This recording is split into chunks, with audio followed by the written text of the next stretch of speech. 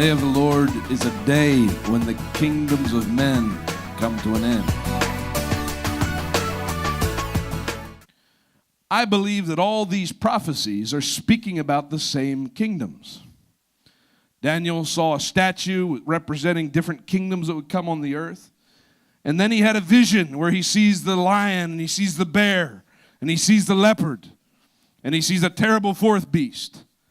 And now in the book of Revelation, which is prophesying the day of the Lord that comes upon all nations, what do we see? We see one beast, not four beasts, but this one beast combines the characteristics of the four beasts of Daniel.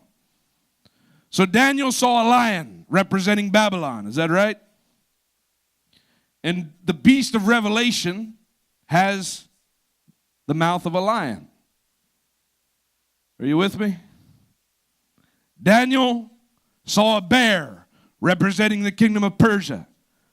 The beast of Revelation has the feet of a bear. Daniel saw a leopard representing the kingdom of Greece. The beast of Revelation has the body of a leopard. Daniel saw a fourth beast representing Rome. It was a terrible beast with iron teeth that crushed all the kingdoms of men. And of course, the beast of Revelation has 10 horns and 7 heads, similar to that fourth beast of Daniel. What does that mean? What is the beast of Revelation? What is the beast? Well, it's a combination beast.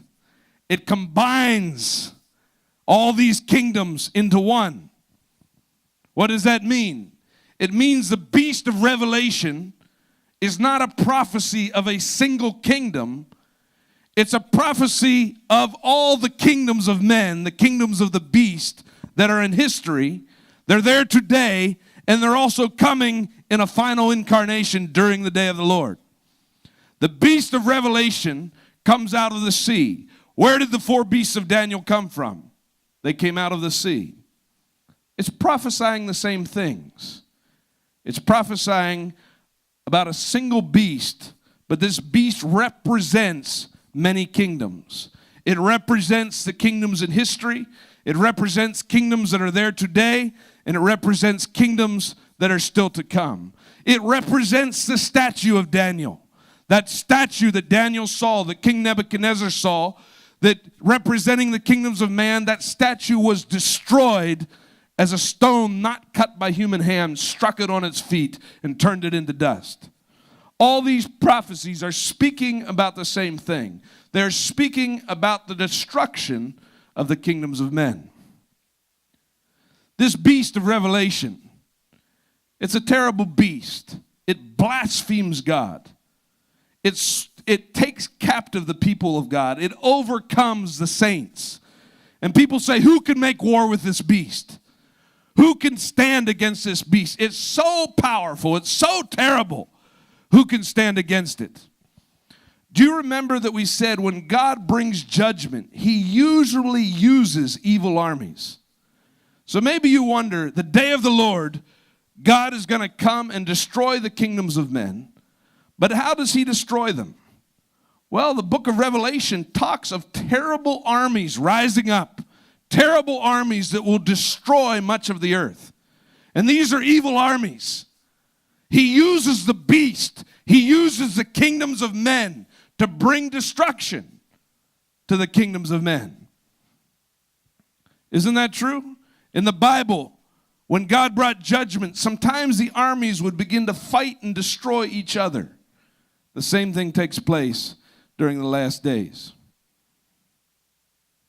What are these kingdoms? The book of Revelation talks of a beast coming out of the sea and swallowing, overcoming the people of God. You can even compare this to the story of Jonah. Jonah fled the purpose of God. He fled the obedience to God, and he ends up in a boat going to Tarshish. And the winds come upon the sea, and the boat begins to be batted to and fro. And finally, the people in the boat say, what should we do? And Jonah tells them, throw me into the sea, and the sea will become calm. So they throw Jonah into the sea, and a great beast out of the sea swallows Jonah. That beast swallows Jonah can be compared to the beast coming out of the sea in the book of Revelation and the 4 beasts of Daniel. This terrible beast swallows the people of God. This beast in history has taken many different forms. If you look at the beast in Revelation, it says it has 7 heads and 10 horns.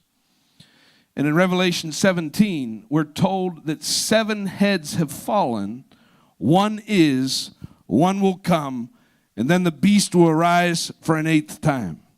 So this beast, representing the kingdoms of men, has 7 heads, and it says that 5 heads have fallen, 1 is, 1 will come. What are these kingdoms? What are these heads?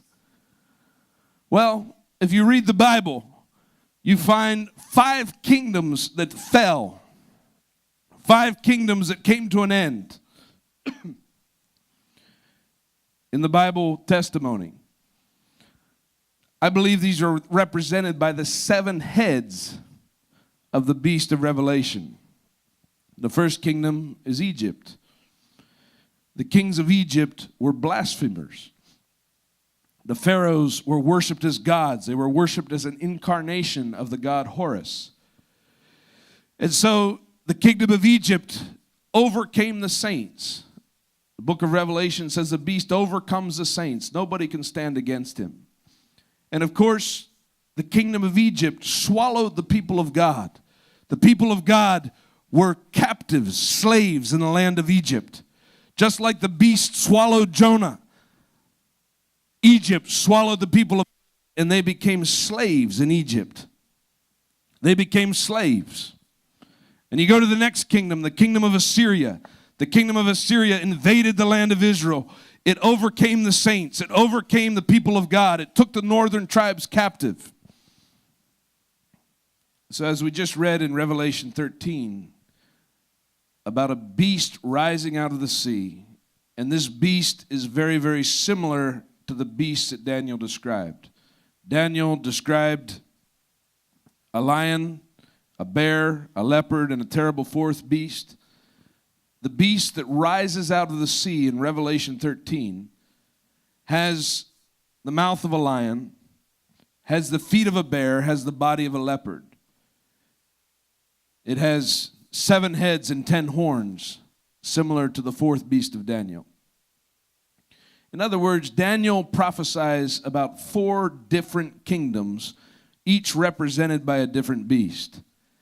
The beast of Revelation combines these kingdoms into one beast. In other words, the beast of Revelation, it's not speaking about a single kingdom. It's a beast that represents different kingdoms.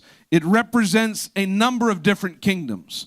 It has the feet of the bear, like the kingdom of Persia in the vision of Daniel. It has the mouth of a lion, like the kingdom of Babylon that Daniel and Nebuchadnezzar saw. It has the body of a leopard, similar to the kingdom of Greece that was represented by the leopard in Daniel's vision. It has the 7 heads and 10 horns. The 10 horns are similar to the terrible 4th beast with iron teeth that Daniel saw, representing the kingdom of Rome. The beast of Revelation is not a single man. It is not a single kingdom. It is a beast representing the kingdoms of men that have arisen through history. The beast of Daniel arose out of the sea. And the sea usually represents the mass of humanity, the kingdoms of men, these kingdoms that arise up out of humanity and dominate the earth. The beast of Revelation also comes out of the sea, representing kingdoms. If you turn to Revelation chapter 17, we can read a little bit more about this beast that arises out of the sea. This time in Revelation 17, it comes in a different form. And he says, he describes, gives some characteristics of this beast. He says, the 7 heads are 7 mountains on which the woman sits. They are also 7 kings. 5 have fallen, one is, and the other has not yet come. And when he comes, he must continue a short time. The beast that was and is not and is himself also the 8th is of the 7, is going to perdition. The 10 horns which you saw are 10 kings who have received no kingdom as yet, but they receive authority for 1 hour as kings with the beast. So it tells us a little more about the beast. It tells us that during the time of John, who wrote the book of Revelation, it says this beast has 7 heads representing 7 kings. And it says that during this time of John, it said 5 heads have fallen. One is, one will come, and then the beast will arise an 8th time. So what does this mean? If this beast represents different kingdoms of men, and it has 7 heads, then my opinion is that these 7 heads represent different kingdoms. John said 5 have fallen.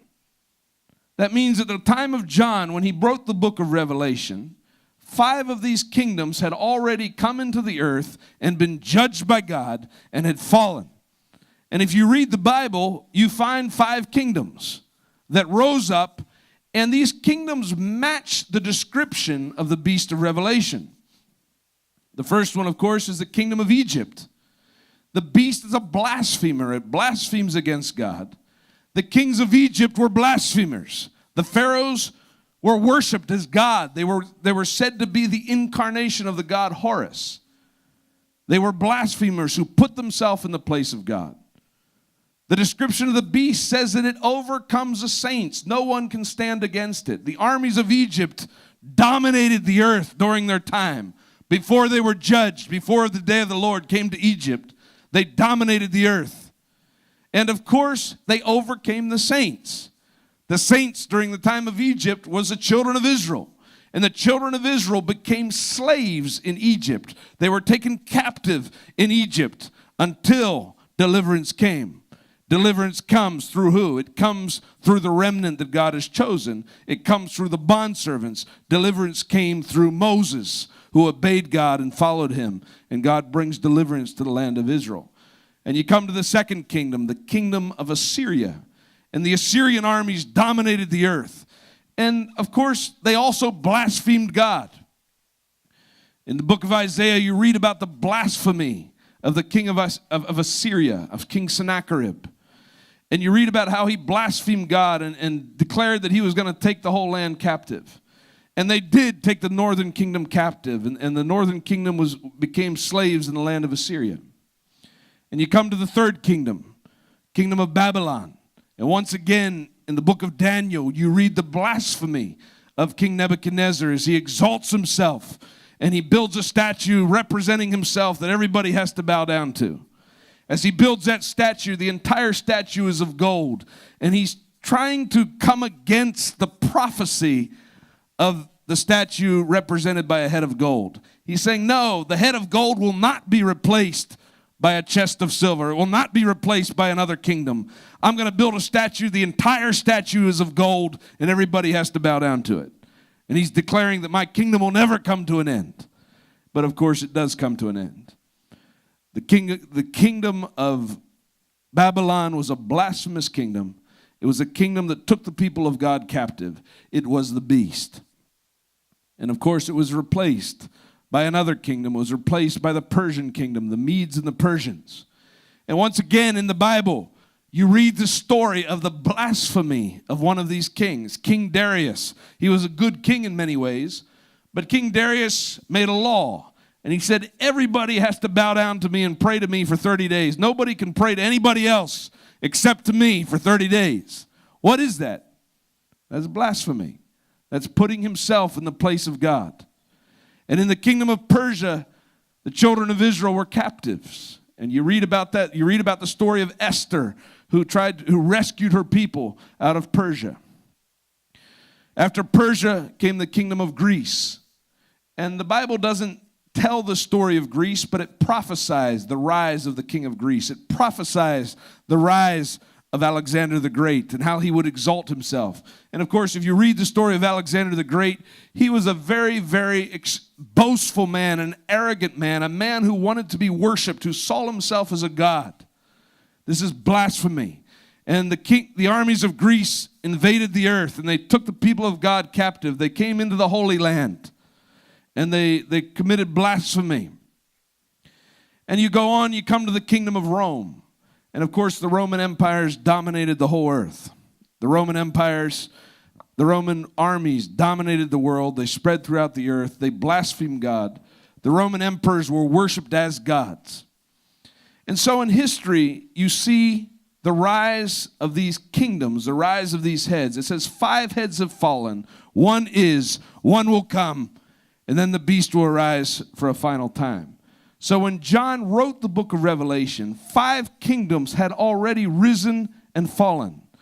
Egypt, Assyria, Babylon, Persia, and Greece had risen up, and they had been judged by God. He said, one is. And of course, what is the kingdom that reigned over the earth at the time of John?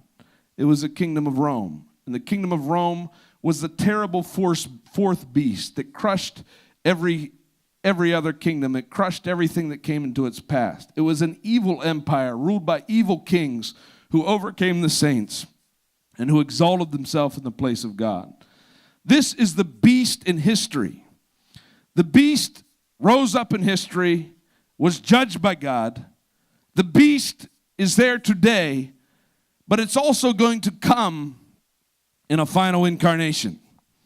We're going to talk more about that in the following segment. The day of the Lord is a day when the kingdoms of men come to an end.